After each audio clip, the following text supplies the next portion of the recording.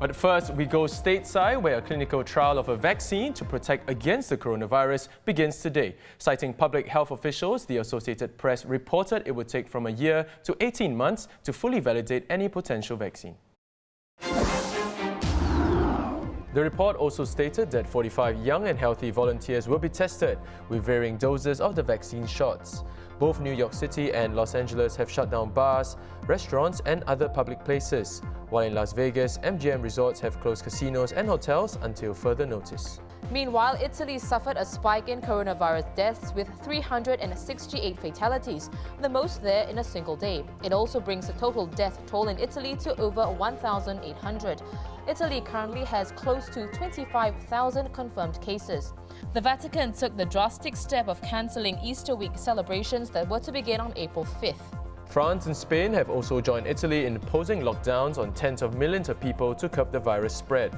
Spain has almost 8,000 confirmed cases with close to 300 deaths. And France has close to 5,500 total infections and more than 120 people have died. Meanwhile, Britain is set to isolate those aged over 70 for up to 4 months.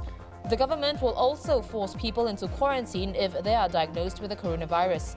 Around 1,400 have been hit with the virus in the UK and 35 people have died.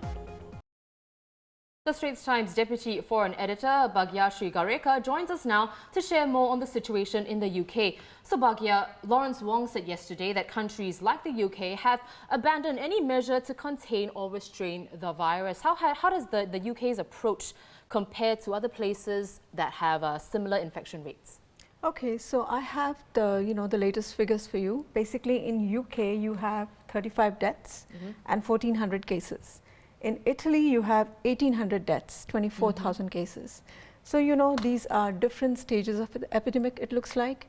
So the measures appear to be different.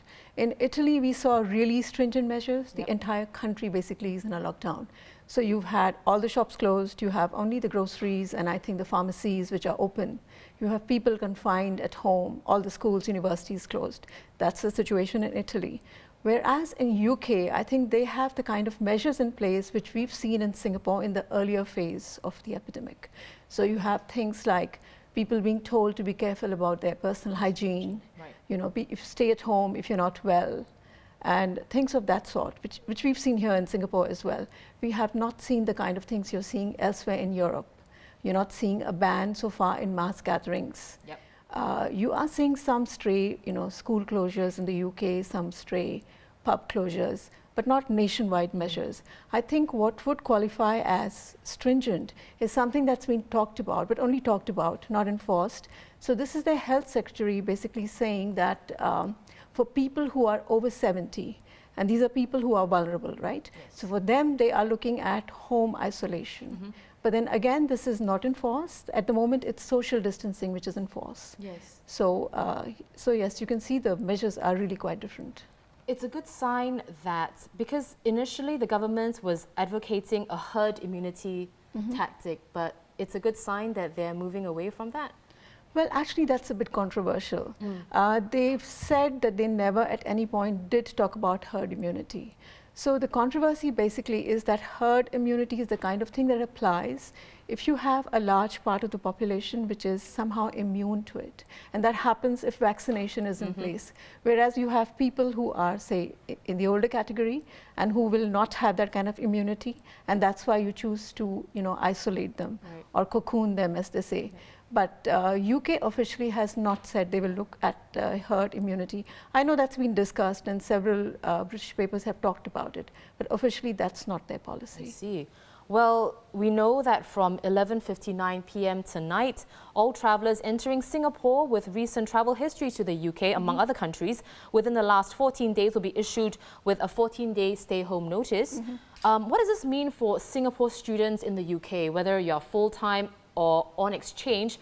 Will they be sent back? So if you're an exchange student from one of the 6 Singapore universities, you have been asked to come back. And if you should land at midnight tonight or after, then definitely you have to face that 14-day stay-at-home notice. No getting around that. But if you're a full-time student, in one of the UK universities, then I guess there's no requirement as yet. You can make your own choice. But again, if you do come after midnight, yes, you will face that same 14 days. So you were talking about, pubs, restaurants closing down in the UK, but how close is the whole of the UK close to shutting down? No, there are just stray closures. So some private schools, for instance, closed down. I think there was a case where, and this was a few weeks ago, where there was, I think, some batch of students who came back, after a holiday in Italy, and then, as a precautionary measure, and Italy was of course already in the throes of an epidemic. Yeah. So I guess as a precautionary thing, they did close down a few private schools. But there haven't been, like nationwide school closures, the kind you're seeing elsewhere. You've seen in rest of Europe. You're seeing in a lot of American systems as well. But that's not the case in, in UK. And so if you're asking about a nationwide slowdown, lockdown, that doesn't seem to be the case right now. So, in the next few hours, you will have the UK advisor to the Prime Minister making some fresh announcements on coronavirus. So if there is anything of that sort, which seems doubtful, it would be announced in the next few hours. And the other thing they've done, I think, as a signal to sort of, to show that they're very serious about this, because there have been criticisms against the UK government that they aren't doing things seriously enough or transparently enough. So I guess to address those things, they have committed to daily briefings like we have here in Singapore. Yeah. So that might be addressed by the Prime Minister Boris Johnson, or you might have one of his senior cabinet ministers addressing it. And I think in the longer term, they also have some laws they're looking to move in Parliament. And that might have, that could result in a ban on mass gatherings, or it could be things which will allow the government to enforce quarantine measures, but that's a little further off. So let's wait and see what they have, lined up for today. Right. Well, let's talk about the US now. As of Sunday night, more than 30 states out of 50 had announced statewide school closures. The Centers for Disease Control and Prevention also recommended that no gatherings with more than 50 people take place for the next 8 weeks. That's right. So what is the situation there? Do you see the US closing down as well? Right. So this morning, I'm sure you heard New York Mayor Bill de Blasio basically talking about closing down restaurants and bars. Yep. So again, this is because US does have a significant number of cases, and they fear a lot more which are undetected so far. So it's towards these, to address those kind of concerns that they've announced restaurants closures, they've announced, even theaters, nightclubs, all these to be closed down as well.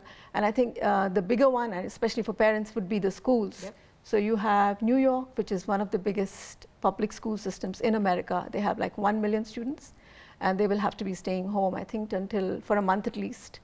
And you've got other cities as well. You've got LA, Los Angeles, which has similar requirements. You have a lot of retailers.